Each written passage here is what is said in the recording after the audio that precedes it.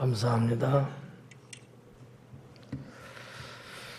원권사님이 따라가나?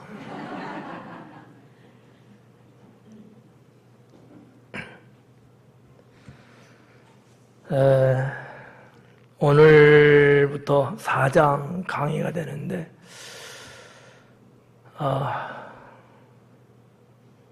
좀 그래. 이 4장이 뭐 길지 않은 절로 되어 있는데 한 3번 정도 강의할 것 같고요. 오늘은 술람미 또는 신부의 아름다움에 대해서, 그것도 좀 외적 아름다움에 대해서 6절까지 기록하고 있습니다.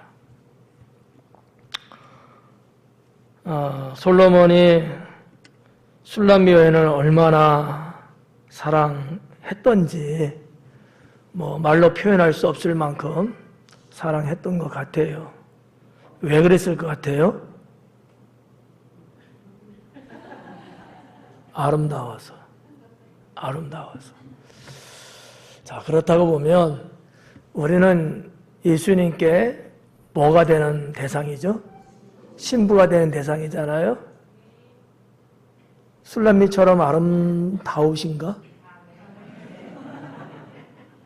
나 기절할까봐. 아름다워야 돼요. 네. 제가 뭐 술람미를 본 적은 없지만 성경에 나타나고 있는 내용들을 총체적으로 이렇게 쭉 봤을 때 그런 것 같아요. 첫째는 외모가 아름다웠고 술람미가 마음씨도 상당히 고왔던 것 같아요. 네. 그래서 우리가 예수님의 신부로서 이 정도는 돼야 되지 않을까라는 생각을 해봅니다. 이따가도 이 술람미 여인의 아름다운 외모, 머리에서부터 이 가슴까지 기록되고 있거든요. 지금 본문에서는. 어때요? 아마 아래쪽으로는 옷을 다 둘러쌌을 것 같고 다 이렇게 터 있는 모습들이잖아요. 여기에서 솔로몬이 봤을 때 상당히 아름다움을 많이 느꼈던 것 같아요. 그래서 그거를 시적으로, 문학적으로 표현을 했는데 주님 앞에 내 모습은 과연 아름다울까라는 거예요. 뭐 마음은 둘째치고 외모는 정말 아름다우냐 이거야. 자신 없죠? 자신 있어요? 있어요, 없어요? 없어? 없는데도 불구하고 꾸미지 않는 건 무슨 용기야?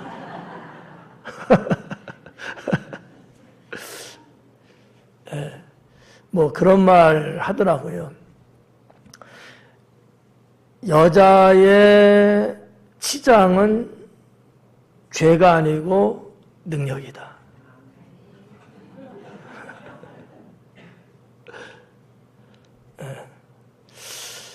근데 제가 이렇게 쭉 보니까 정말 마술과 같더라고. 마술. 뭐 남자도 뭐 그러긴 하겠습니다만은 여자분들, 여성들의 이 치장은 말이죠.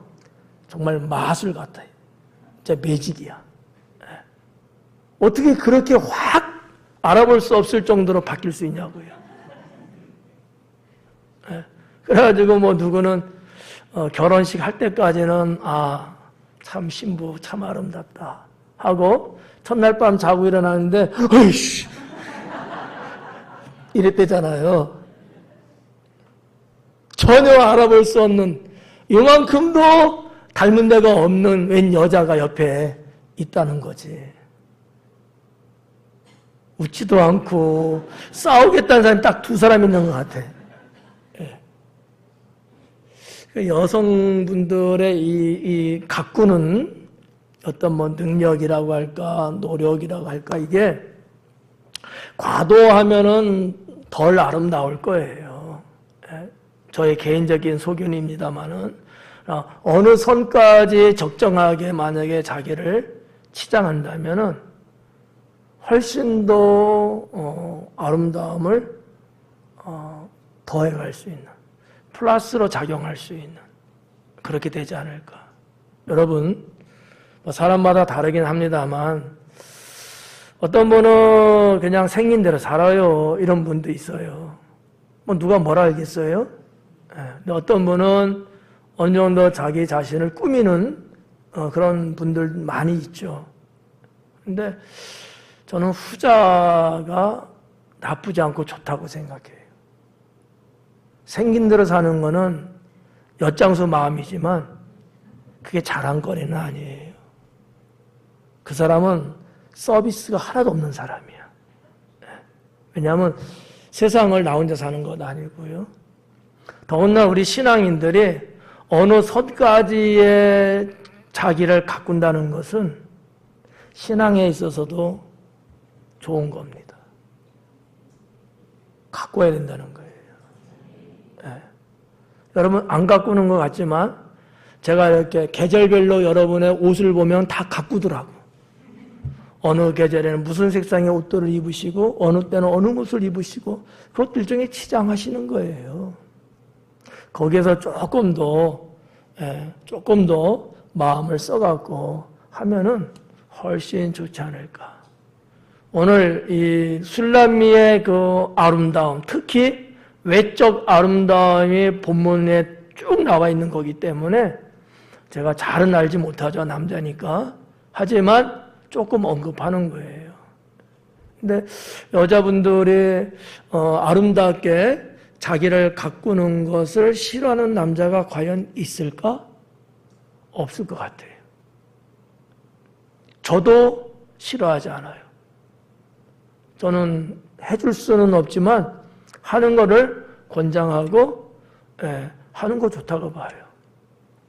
여러 가지 있어요. 여러 가지 다 우스리 다 빼고 어쨌든 간에 여성으로서의 아름다움이라는 것은 최고의 능력이죠. 술람미 여인이 그 당시에 글쎄 자기를 그렇게 꾸몄을까? 그러지는 않았을 것 같아요. 하지만 그 시대, 그 지역, 그 민족들도 여성은 자기를 가꾸었다라는 사실입니다. 포도밭에 나가서 태양에 그을린 피부, 그래서 검은 피부일 수밖에 없었지만은 나름대로 여성으로서의 아름다움이 그에게는 있지 않았겠느냐라고 한 번쯤 추측해 볼 수는 있다는 거죠. 그렇지 않아요? 여러분, 그 술람미가 포도밭에 나가서 일하고 그 얼굴이 다 그을르고 막 그러는데 그냥 될 대로 되라 하고 그냥 어제나 오늘이나 똑같이 뒤궁글면서 사는 여인이었으면 아무리 솔로몬이 어쩌고저쩌고 해도 눈에 띄었을까요? 나는 아니라고 봐요. 여인은 여인으로서의 자기의 가치를 살렸기 때문에 되지 않았겠느냐라는 거죠. 우리는 예수님께 그런 아름다움을 가질 수 있는 신부가 되어야 합니다.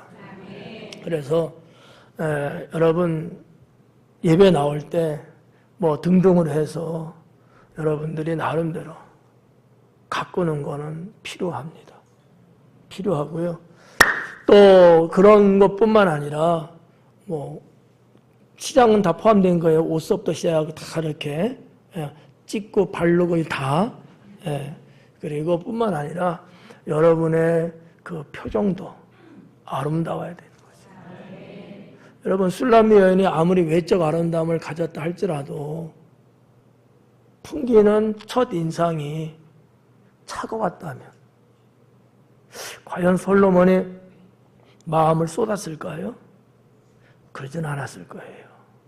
뭔가 이렇게 처음 탁 봤을 때 외모도 외모지만 여인에게서 풍겨나오는, 여인에게서 느낄 수 있는 뭔가 이렇게 안락함이라든지 풍요로움이라든지 아니면 화사함이라든지 온유함이라든지 이런 것도 분명히 느끼지 않았겠느냐라는 거죠. 똑같은 사람이라도 똑같은 상황이라도 그냥 무표정 무감각 이런 사람 있는가 하면 그렇지 않은 사람 있을 때 저 같으면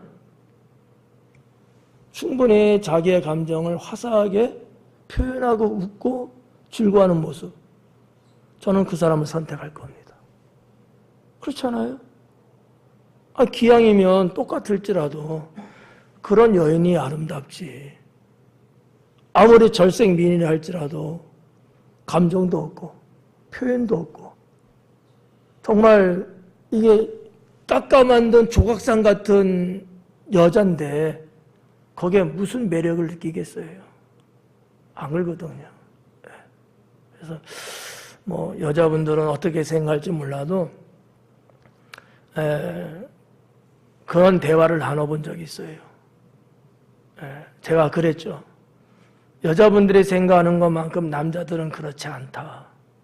결혼해서 살 대상자는 외모를 보기보다는 그 사람의 성품을 보지 않겠느냐. 이런 얘기를 한 적이 있어요. 외모 봤으면 아무도 해당되는 게 없어, 여기. 사람의 마음. 그렇지 않아요? 마음가짐을 보고 성품을 보고 이런 것들이 중요하지.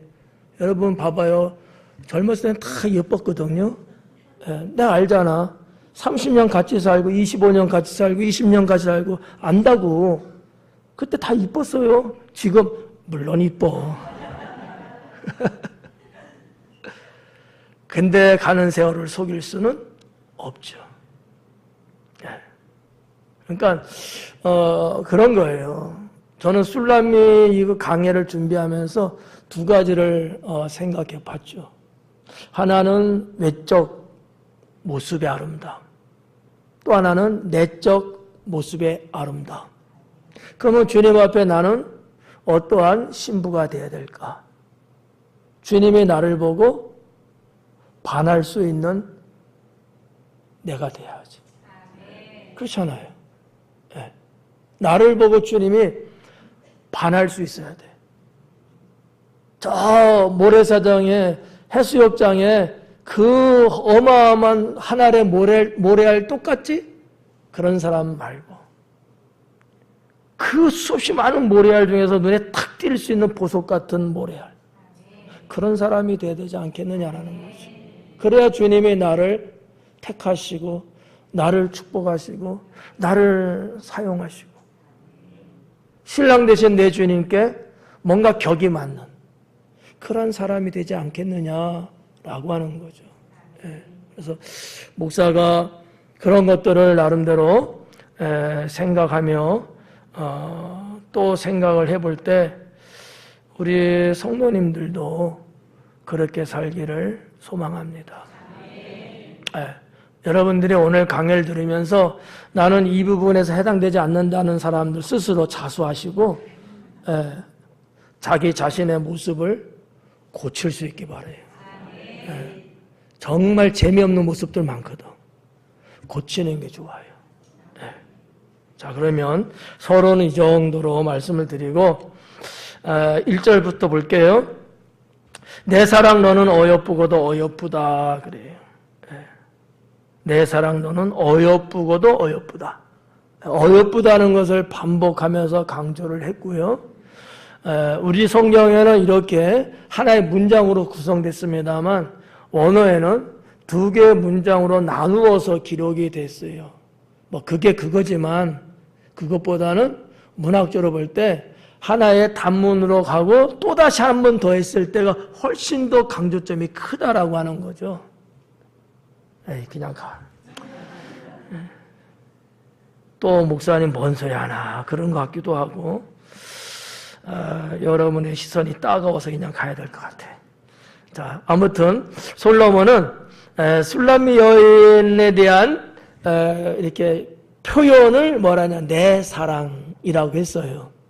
이제 우리가 지금 4장을 보고 있습니다만 5장에 들어가고 6장에 들어가면 훨씬 더 솔로몬과 술람미 여인의 관계가 더 깊어지고 그냥 연인의 관계에서 혼인의 관계 그리고 남편과 아내의 관계로서 점진적으로 발전해 나가는 것을 이제 보게 되는데 솔로몬은 술람미에 대해서 자기 표현, 자기 감정의 표현을 숨기지 않더라라는 거죠.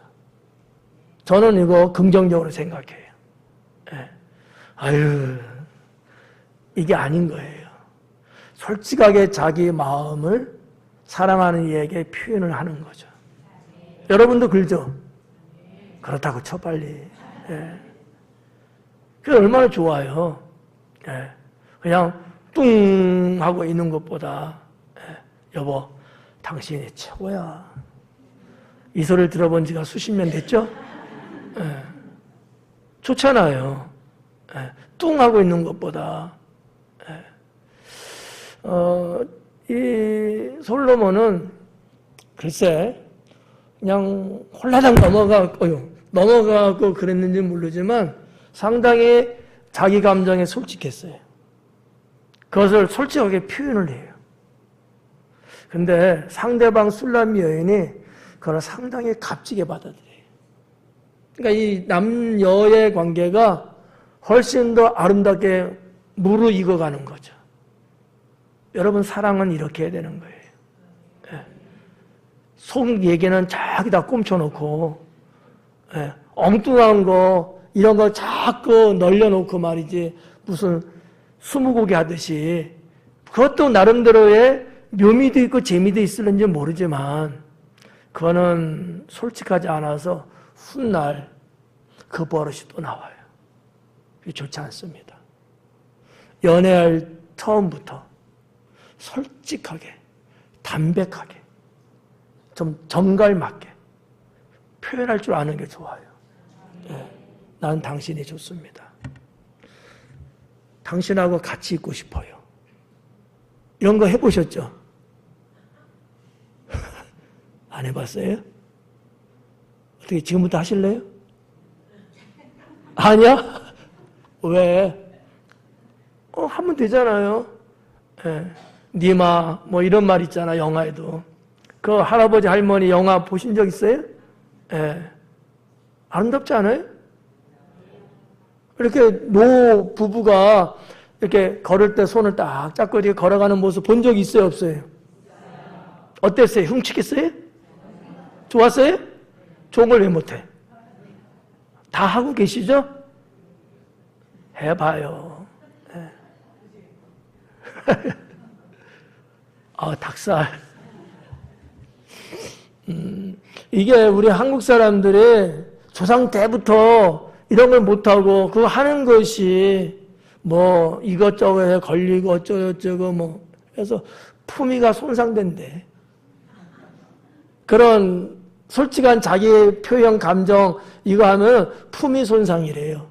그 죄가 크대. 그러니까 못하고 산 거예요. 부모님 하는 거 못 보고 살았어. 뭐 동네 아저씨 아줌마 하는 것도 못 봤어. 선배도 하는 것도 못 봤어. 그럼 어떻게 해? 문화가 없는 걸. 못하는 거예요. 근데 아니에요. 죄가 아니거든. 나쁜 것도 아니잖아요. 그래서 오히려 그런 걸 통해서 그냥 드리는 말씀이에요. 팁으로. 그렇게 서로의 감정 표현을 솔직 담백하게 함으로 인해서 다른 어떠한 이상한 그림자가 끼어 들어오는 것을 차단할 수 있다는 거지. 오늘 연애 강의할까요? 이 1절에서 내 사랑 이것도 자기 표현인데 그 뒤에 뭐라 했냐면 너는 어여쁘고도 어여쁘다 그래요. 정말 어여뻤던 것 같아. 이런 표현하고 살자는 거지. 이런 표현. 밥 먹었어? 잠 잘 잤어? 이런 표현도 좋지만 그거 말고 좀 더 화사한, 좀 더 애정 어린 그런 표현도 하는 것 나쁘지 않지 않는가라는 거죠. 몇 살부터 가능할까요, 이게? 몇 살부터는 안 해야 될까? 이런 거 있어요? 한갑을 손으로 딱 거버려? 한갑 넘으면 하지 말고 그전에는 하고 뭐 이렇게요? 그건 아니잖아요.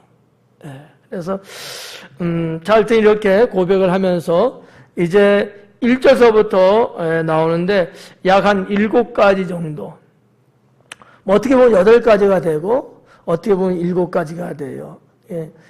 입과 입술을 하나로 하면 7가지, 따로 하면 8가지 이렇게 나오는데 머리에서 이 흉상에 이르기까지 그 신체 부위 하나하나를 솔로몬은 상당히 시적 표현으로 너무너무 아름답게 하고 있는 거예요. 여기 한번 볼게요. 너울 속에 있는 내 눈이, 눈 하나 나왔죠? 네. 나왔어요? 네. 내 눈이 비둘기 같고 그래요. 눈이 비둘기 같대요. 이런 말 들어보셨어요? 네. 영자씨, 당신의 눈은 비둘기 같아. 이런 말 들어봤냐고. 안 들어봤어요? 아, 깜짝 놀랐네. 근데 우리는 뭐 비둘기, 물론 뭐 평화의 상징이네 뭐 등등으로 그래도 뭐 다들 좋아하는 새예요. 근데 유대 사회에서는요, 비둘기가 최고죠. 영적인, 제사적인, 거룩의 상징이거든요. 그러면 한 여인을 향하여 비둘기 같다라는 표현은 어떻게 보면 최상급에 해당될 수도 있어요. 최상급. 근데 너울 속에 비친 내 눈이, 너울 속에 있는 너의 눈이 비둘기 같다는 거예요. 비둘기는요, 거룩하잖아요. 비둘기는 온화합니다. 비둘기는 평화를 말해요. 성경에서 비둘기가 처음 나온 게 언제죠? 노아 때예요. 어떤 역할을 했어요? 지면이 말랐다는 것을 알 수 있게끔 해줬잖아요. 그러니까 어떤 의미로 보면 구원의 상징일 수도 있다, 이렇게 볼 수 있어요. 계속 배 타고 다녀요. 계속. 언제까지? 그거를 종결시키고 이제는 다시 새롭게 창조된 세계 속에서 살아갈 수 있다는 것을 확인시켜준 새가 비둘기란 말이죠. 비둘기라고 하는 것은 이만큼 상당히 좋은 새로 이제 인식이 되어 있는데, 너울 속에, 이거 뭐라 했어? 너울 속에 있는, 너울 속. 이 너울이 뭐예요? 너울이라는 말 많이 나오죠? 여러 가지 뜻이 있어요, 너울이. 뭐, 물도 너울, 파도 너울 같은 이런 거 있잖아요. 움직인다는 얘기예요. 물이 움직인다. 출렁거리는 너울이라고 하거든요. 그래서 태풍 오고 때는 너울 파도에 이런 말 쓰잖아요. 그런 것도 있는데 여기서 말하는 그게 아니고 마치 면사포 같은 거예요. 앞을 가려놓은 이런 거. 딱 가렸는데 불구하고 그 안에 보이는 눈, 그 눈을 본 거예요. 근데 비둘기 같은 거야. 대단하잖아요. 비밀스러운 것 같으면서도 살짝 보이는 눈동자가 너무나 맑고 아름다운 거야. 여러분 비둘기 좋아하세요? 안 좋아요? 그런 사람들 많더라고. 비둘기 보편적으로 안 좋아하는 사람 많더라고요. 근데 비둘기 여러분 눈을 보신 적 있어요? 못 봤죠? 숙제 한번 봐봐요. 달라요, 다른 새하고. 목사가 되려면 이런 것도 관찰해야 돼. 근데 아무튼 솔로몬이 본 술람미 여인의 눈은 그렇다라는 거지. 그러니까 예사롭지 않게 본 거예요. 눈이 얼마나 아름답고 총명하게 보였으면. 그리고 술람미 여인의 눈을 보면서 하나님의 어떤 신성함, 깨끗함 이런 거를 느끼지 않았겠는가, 이렇게 또 추측도 해볼 수 있습니다. 자, 내 눈이 비둘기 같고 내 머리털은 길라산 기슭의 눈 염소떼 같구나 그래요. 여기 뭐 머리털이에요. 여러분, 나는 머리털이 별로 없어서. 여러분 머리털 많지. 우리 여성분들, 우리 뭐 김미지 권사님도 지금 머리카락 늘어뜨리고, 이영주 권사님도 울고, 누구야 구옥순 권사님 자기 말 안 하면 그럴 것 같으니까 그러고, 뭐 우리 박경남 권사님도, 이 여성분들이 이제 머리카락 이렇게 좀 내리잖아요. 아마 술람미 여인이 그랬던 것 같아요. 그때는 커트가 없었을 걸. 이렇게 쭉 이렇게 내렸는데 그거를 지금 말한 거예요. 봐요 이제 길라산 기슭에 누운 염소 때 이랬어요. 길라산 기슭. 이 길라산 지명이 나왔는데 길라산은 어디쯤 보려면 갈릴리 호수 밑쪽 내려오면은 조금 내려와서 동쪽으로 지금의 요르단이에요. 거기에 길라산이 있거든요. 네. 길라산. 그러면 아마 모세가 이스라엘 백성을 이끌고 쭉 올라가는 그 지경에 그 통과하는 지점이 있어요. 길라산이. 근데 이 길라산이 하나의 산맥같이 산과 고원으로 이렇게 되어 있거든요. 실질적으로. 그래서 거기가 뭐 길앗 나못, 길앗 기슭, 길앗 이런 명칭들이 성경에 여러 번 많이 나와요. 네. 근데 거기 보면은 좀 이렇게 뭐 우리나라처럼 말이야 돌산 이런 건 아니지만 아무튼 그런 암벽도 있고 이렇게 좀 구성이 되어 있어 산 모양이에요. 네. 거기에 지금 염소가 이렇게 내려가는. 이거 눈이라는 단어로 되어 있거든. 눈 염소 때 갖고 이렇게 했는데 번역의 차이예요. 눈이라고 번역할 수도 있지만 누운 게 아니고 염소대가 내려가면서 때가 내려가는 모습인데 염소대 까맣잖아요. 내려가는 그 행렬이 마치 여인의 긴 머리카락 같았던 거야. 그런 시적 표현인 거예요. 우리는 잘 몰라도 유대인들은 그런 광경들을 한두 번 본 건 아닐 거 아니에요. 늘 보는 게 그거 아니겠어요? 그거를 시적으로 표현하고 있는 거예요, 지금. 좀 이해 갈까요? 네. 나중에 한번 가서 혹시나 볼 때 있으면 좀 봐요. 잠만 자지 말고. 차 타고 이동할 때 대부분 자는데 그런 걸 다 보면은 이렇게 성경을 이해하는데도 도움이 되지 않냐? 그래서 이제 그런 거예요. 머리털이 그렇대. 근데 이게 그렇게 아주 매끄럽고 윤기가 나고 아마 제 생각입니다. 태양빛이 비치면서 검은 염소의 털이 비춰질 때 반사되는 모습.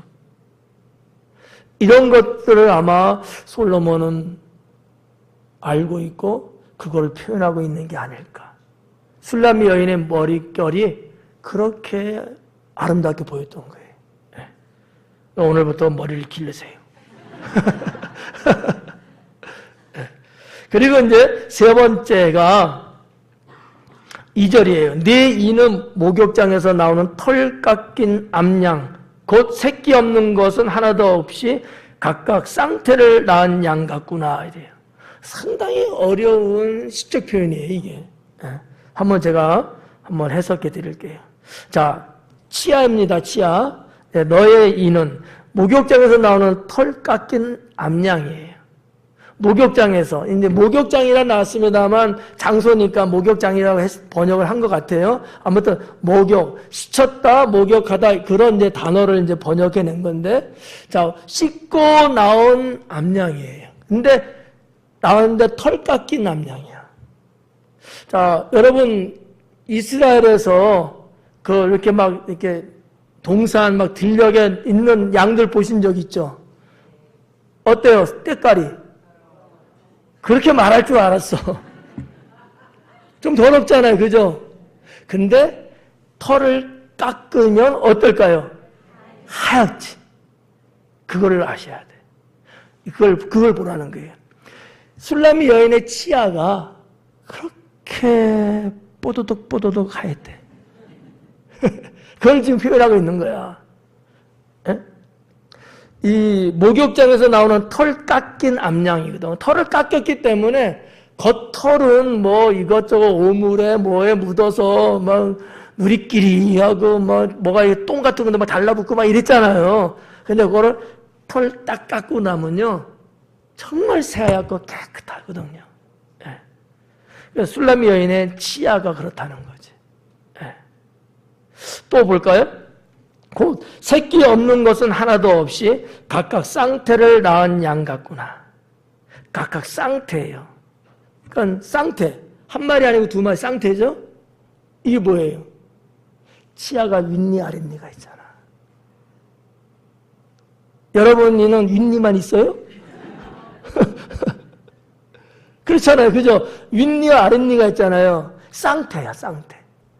쌍태처럼 윗니와 아랫니가 그렇게 가지런하고 그렇게 아름다워 보였다는 거지. 또 있어. 새끼 없는 것이 하나도 없대요. 그럼 여러분이 해석해봐, 이제. 빠진 니가 없어.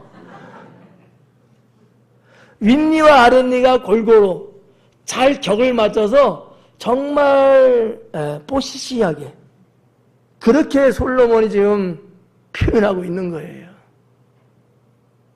이걸 어디서 들어봐, 이런 설교를. 좀 이해 가지 않아요?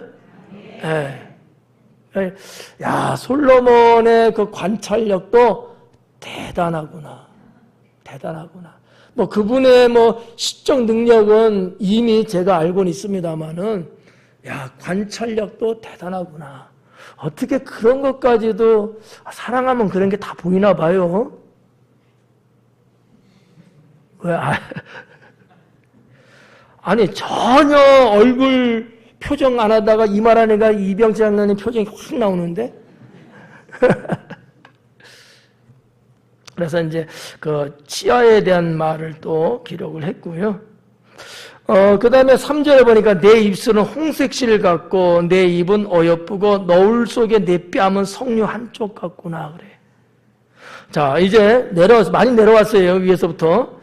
입술이에요. 입술이 홍색실 같대요. 여러분들도 뭐 집안에 혹시 홍색실 좀 있기도 하죠? 빨간 실. 이 홍색실은 지금이야 홍색실, 뭐 우리들의 홍색실은 그 아무것도 아니죠. 뭐 그냥 돌아다니고 그냥 얼마든지 뭐 구할 수 이런 거잖아요. 이 당시에 홍색실은요 귀하디 귀한 거예요. 왜냐하면 기본적인 색이 아니고 색감을 들인 실이고, 성전 성막을 지을 때도 하나님이 홍색실을 사용하고 청색실을 사용하고 쓰게끔 만들었거든요. 이 홍색이라는 것은 어떻게 보면 영광을 의미하기도 하고, 영광, 또 보혈, 신약적으로 보면, 그 다음에 거룩 등등의 영적인 부분들이 상당히 해석되는 것이 홍색실이에요. 근데 입술이 홍색실과 같대요. 입술이. 자, 입술이 홍색실과 같아. 얼마나 그 입술이 더 이상 말하고 싶지가 않아. 얼마나 그 입술이 빨갛고, 이게 무슨 뭘 잡아먹어서 피가 묻어서 빨간 게 아니야. 주홍빛 나는. 정말 건강한 여인의 모습을 보지 않았을까. 뭐 그 당시에도 뭐 이렇게 분장하는 뭔가 도구가 있었겠지만 아마 이 술람 여인은 타고난 건강이 있었던 것 같아요. 그래서 이 입술을 보면은 아주 빨갰던 것 같아요. 칠해서 그럴 수도 있겠지만 제가 볼 때는 기본적으로 이 여인은 건강하지 않았겠는가, 이렇게 해석을 좀 하고 싶어요. 홍색실을 갖고 내 입은 어여쁘고, 그러면 다 예쁜 거네. 입술 홍색실 갖고 입은 어여쁘고, 그 다음에 너울 속에 내 뺨은 석류 한쪽 같구나. 석류 여러분 뭐 좋아들 하시죠? 여성분들이 또 좋아하는 과일이기도 하고, 저는 석류 안 먹어요. 남자는 먹지 말래. 근데 석류 뭐 안에 막 씨앗이 많이 있잖아요. 아니? 좀 맞다고 좀 해줘요. 많잖아요. 근데 석류 정말 잘 익은 거를 석류 자체가 빨갛잖아요. 근데 그걸 딱 자르면요, 그 안은 더 말할 나위 없이 빨갑니다. 정말 보석 중에 홍보석 같은 거야. 홍보석을 봤어야 또 알지. 기가 막혀요. 여러분 마트 가서 한번 석류 사다가, 전에는 생각 없이 했는데 이제는 말씀을 생각하고 한번 정말 잘인 걸 딱 잘라봐요. 기가 막힙니다. 솔로몬이 그걸 말하고 있는 거예요. 왜냐하면 유대 땅에, 팔레스틴 땅에 석류 많이 나오거든요. 맛있죠? 이것도 이렇게 집 짜갖고 먹잖아요. 뭐 1달러 뭐 이렇게.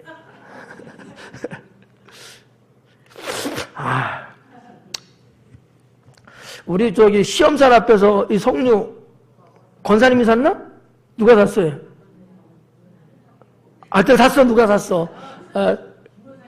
김남현 권사님 샀어요? 달달하고 맛있죠. 자, 이 석류를 이야기하고 있는 거예요. 너의 뺨은. 여기 이야기야. 해석이 조금, 해석할 때마다 좀 다른데, 이 광대를 말하는 사람도 있고, 뺨을 말하는 사람도 있는데, 보편적으로 뺨이라고 보통을 봐요. 여기가 빨가면 언제 터진 거야, 이건. 그게 아니고, 이 혈액순환이 잘 돼서 그런지, 이 뺨이, 볼이 빨간 거예요. 자두같이. 자두는 아닌가? 하여튼, 석류라니까 석류라고 가야지, 그냥. 네. 그렇다는 거예요. 그러니까 이 술람미 여인의 초상화도 되나? 그림을 그리면 정말 기가 막힌 여인의 그림이 나오지 않을까 할 정도로 그렇게 볼 수 있는 거죠. 실습을 하면 참 좋은데 내 뺨은 석류 한쪽 같구나. 4절에 너의 목은 무기를 두려고 건축한 다윗의 망대. 무기를 두려고 건축한 다윗의 망대. 다윗의 망대에 나왔어요. 실제로 다윗의 망대가 있어요. 근데 그 다윗의 망대를 건축할 때는 무기를 거기다 놓으려고 지은 거예요. 우리가 지금 보통 망대하면 뭐예요? 그냥 뭐 과수원에 뭐라 하지? 오두막이라 하나? 원두막. 뭐 그것도 일종의 망대고요. 저 소실적에 국민학교 다닐 때 불광동에서 저 행주산성까지 수영을 하러 다녔거든요. 걸어서.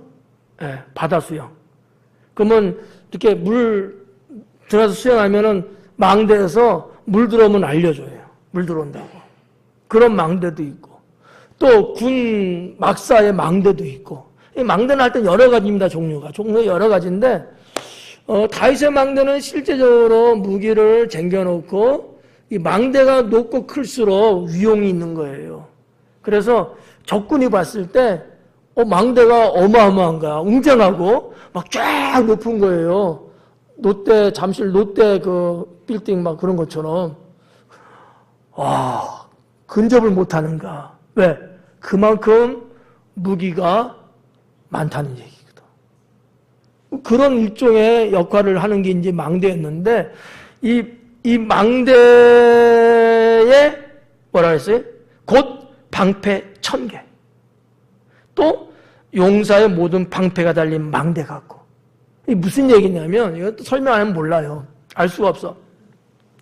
그 망대들마다 군사적으로요. 망대들마다 이 망대에다가 방패를 막 걸어놨어요. 상당히 계산적이고 의도적인 것들이죠. 그냥 뭐 전시하는 그런 개념이 아니고 이만큼 대단하다 우리는. 이만큼 우리는 군사력이 있다. 이런 거를 외부에 보여주기 위해서 큰 높은 망대에다가 이렇게 걸었다는 얘기죠. 실제적으로. 그 얘기를 지금 하고 있는 거예요. 뭐 누구 얘기했어요? 자기 아버지 얘기지 뭐. 다윗 시대 때니까. 그 정도의 망대인데 이 술람 여인의 이 목이 그렇다는 거야. 여러분 목은 몇 미터 망대 올라가요? 얼마큼 올라가요 이게 얼마큼? 이 시적 표현이 대단한 거예요. 그러면 우리가 볼 때 뭐 요즘은 뭐 8등신도 많이 있더라고요. 옛날에는 없지만 이건 8등신 더 나올 때 목이 망대처럼 막 이 목선이 얼마나 아름다우면 나 돌 맞을 일인가? 여러분 한번 목 좀 봐봐요. 목선 어떤가? 짧아요? 짧아도 괜찮아. 목선이 살아있어요.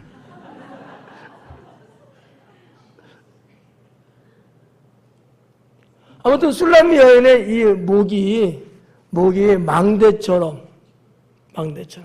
뭐 무슨 뭘로 말했는지는 잘 모르겠습니다만 그만큼 환칠하고 그만큼 선이 살아있고 아름다웠다는 거죠.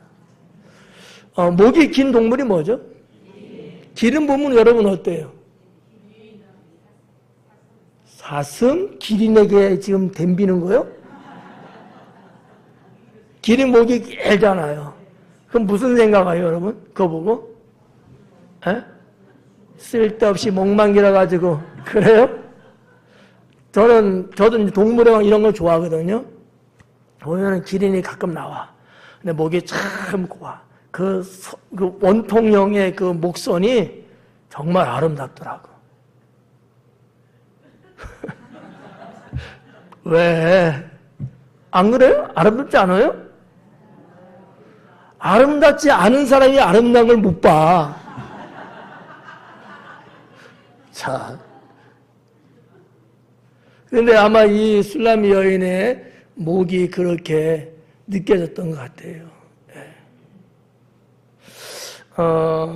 저는 이 4절의 말씀을 술람미 여인의 그 아름다움의 위용이 아마 느껴져서 그러지 않았을까 이렇게 보고요. 또 아마 뭐 잘은 몰라도 그렇다면 술람미 여인의 목을 이렇게 하고 있지는 않았을 것 같아. 이렇게 하고 있었을 것 같아. 이 여인이 성격적으로 좀 당당하지 않았을까 이런 생각도 해봐요. 왜냐하면 그 고대 사회에 여성의 신분이라는 게 있잖아요. 사실 형편없거든요. 뭐 잘 살아도 한계가 있으니까.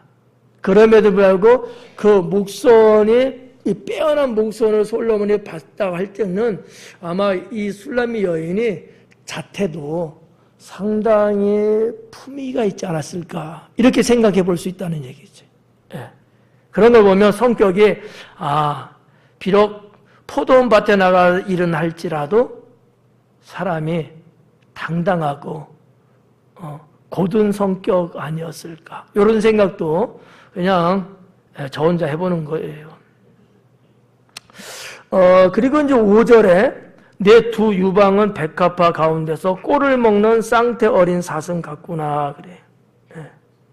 너의 두 가슴은 백합화 가운데서 꼴을 먹는 쌍태 어린 사슴. 백합화 가운데서 유대 사회의 들판에 가면요, 요 계절에 뭐 3월서부터 한 5월 요 때까지 이 들녘에 백합화가 엄청나게 핍니다. 제가 말씀드렸잖아요. 우리 백합화면 신백합이잖아요. 그 백합 아니죠. 붉은 양귀비 같은 그런 색상의 그런 꽃 모양의 백합이거든요. 이게 들녘에 쫙 펴요. 너무 아름답습니다. 오늘 아름다운 것만 말할 거야. 정말 아름다워요. 근데 여러분 봐봐요. 사슴이, 어린 사슴이 그 백합화가 피어있는 그 들녘에 풀을 어떻겠어요? 잘 자랐겠잖아. 거기서 풀을 뜯어먹으면서 유유자적하고 있는 모습을 한번 생각을 한번 해보세요. 너무 평화롭지 않을까? 네. 백합화가 천지인 그곳에서 이 어린 사슴 자체도 아름답지만 그 환경 분위기도 같이 한몫을 하고 있는 거야. 근데 한 마리면 외롭잖아. 두 마리가 섞여서 같이 을을 나누면서 있는 모습을 이야기한 거예요. 누가 그렇다는 거죠? 술라미 여인이 그렇다는 거야. 술라미 여인의, 요즘 뭐 애들도 다 공부하니까, 술라미 여인의 두 젖가슴의 모습이 그렇게 보였다는 거죠.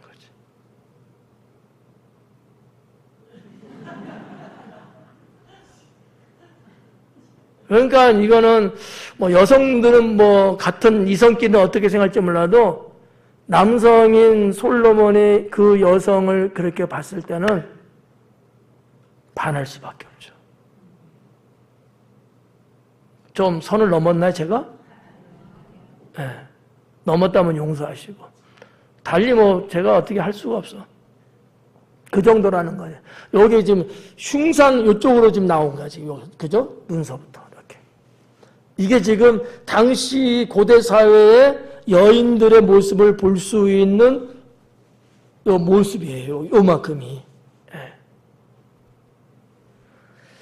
그래서 아마 총체적으로 볼 때 솔로몬은 술람미 여인의 외적 아름다움, 외적의 어여쁨, 여기에 상당히 매력을 느꼈을 것 같고요. 뭐 부정적이나 아니면 쌍스럽게 보는 게 아니고, 왜냐하면 두 남녀가 성인으로서 결혼의 홍기를 갖고 있는 사람들 아니겠어요? 상당히 자기 인생의 한 반려자로서 채택할 수 있을 정도로 흠잡을 데가 없는 술람 여인. 이런 거를 좀 강해를 준비하면서 서론에도 말씀드렸습니다만, 나라는 존재도 언제 누가 나를 본다 할지라도 나를 보고서 좋은 감정을 가질 수 있게끔 내가 그렇게 살아야 되지 않을까. 내가 비록 사는 곳은 당진 땅이지만, 네. 그렇잖아요. 포도원에서 일하는 여인이었지만, 그러나 그 여인의 가치, 여인의 존재적 의미는 그 훨씬 이상이잖아요. 솔로몬 왕 정도면 솔로몬 정도면요, 훨씬 더 좋은 집안 아니면 환경, 어떤 스펙 할 것 없이 얼마든지 여인을 얻을 수 있잖아요. 근데 다 노코멘트인 거야. 술람미 여인, 오직 술람미 여인이었던 거예요. 나도 나의 가치를 높이기 위해서는 나도 이렇게 아름다운 사람이 돼야 된다고 저는 믿습니다. 이게 필요하지 않겠냐는 거지. 우리가 무슨 성경 강해를 하면서요, 이런 내용이 얼마만큼 신앙에 도움이 되는 말씀이겠습니까? 이런 걸 통해서 그렇구나. 자기 가치가 높으니까 그렇게 인정하고 그렇게 좋아하고 그러한 연을 맺고 그렇게 인생을 살아갈 수 있는 거구나. 우리는 예수님의 신부로서 이런 아름다운 사람이 돼야지. 우리가 세상을 살면서도 내 주변 사람들에게 이렇게 아름다운 나의 자태를 보여줄 수 있는 사람이 돼야지. 그러면 다들 좋게 여길 거 아니겠습니까? 그냥 생긴 대로 그냥 이리굴 저리굴 호박굴 굴러가듯이 그렇게 사는 인생이 돼서는 안 되지 않느냐라는 거죠. 뭘 하나 옷을 입더라도 좀 이렇게 좀 가다 있고, 또 좀 이렇게 머리에서 발까지에 뭘 하더라도 좀 그런 게 있잖아요. 뭐라고 제가 다 표현하기는 어렵지만 뭔가 어떤 격이 있고 있잖아요. 그런 거. 아니, 나만 괜찮으면 되지만 누가 뭐라 그래. 그러긴 하지만 그래도 어느 선 정도는 내가 그렇게 나를 관리하고 가꾸고 꾸며야 그만큼 이상의 가치는 있는 거거든요. 자, 6절 마지막 부분인데, 날이 저물고 그림자가 사라지기 전에 내가 모략산과 유양의 작은 산으로 가리라. 그래요. 이 6절이 조금 학자들마다 해석이 다르다 하기보다는 어떤 분들은 요 6절은 술람미 여인이 솔로몬에게 가겠다고 하는 내용이다 이렇게 보는 분도 있고, 또 어떤 분들은 아니다, 솔로몬이 술람미 여인에게 가겠다 이런 내용이다 이렇게 말하는 분도 있어요. 제가 보는 바에는 솔로몬이 술람미 여인의 이렇게 아름다움을 지금 찬탄하고 있잖아요. 그런 여인에게 내가 가겠다라고 하는 거로 저는 봐지고요. 왜냐하면 7절서부터 나오는 내용이 또 달라지고 있거든요. 그래서 아마 저는 이제 그렇게 보는데, 여기 지금 6절에 보니까 신부로서 이 모략산과 유양의 작은 산, 이런 산은 사실 없어요. 없는데 한 귀로 듣고 한 귀로 흘려버려도 상관없는데, 굳이 어거지로 이 말을 해석한다면 구약 때 개념보다도 신약 때는 그럴 수 있겠다는 생각을 해봐요. 무슨 얘기냐면 모략과 유양의 산이거든요. 예수님이 태어날 때 황금 유양 모략, 주님이 돌아가신 갈릴리산, 갈보리산, 이런 여러 가지를 조금 신약 시대로 유추해 봤을 때 예루살렘 산을 말하는 거다 이렇게 볼 수는 있어요. 근데 지금 시대가 그보다도 1000년 전 얘기거든요. 그때는 그러지 않았거든요. 그렇다고 봤을 때 이 모략산과 유양의 작은 산은 그게 아니고 상징적, 의미적 표현 아닐까 이렇게 이제 봐지고요.